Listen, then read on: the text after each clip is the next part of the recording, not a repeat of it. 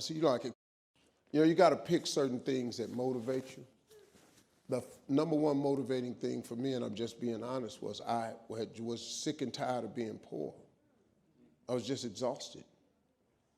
My mother was poor, my father was poor, my brothers and sisters were poor, all my friends were poor, all my relatives were poor. I lived in a poor neighborhood, we lived in a poor house. I was just like, wow, man. I watched TV, and I would see, at Christmas time, my father would put us in the car and take us out to the suburbs to see the Christmas lights.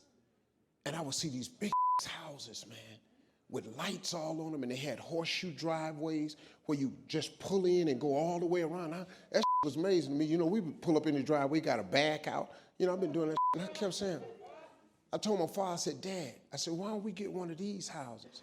He said, boy, I ain't got no money for this kind of house.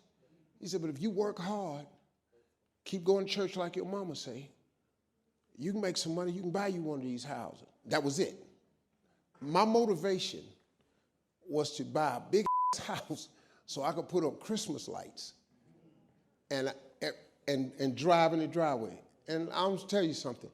Every home I have, every house I've ever owned or built,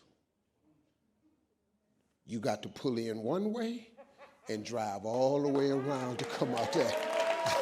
I have never built, lived, or owned a home that did not have that driveway with gates on both sides.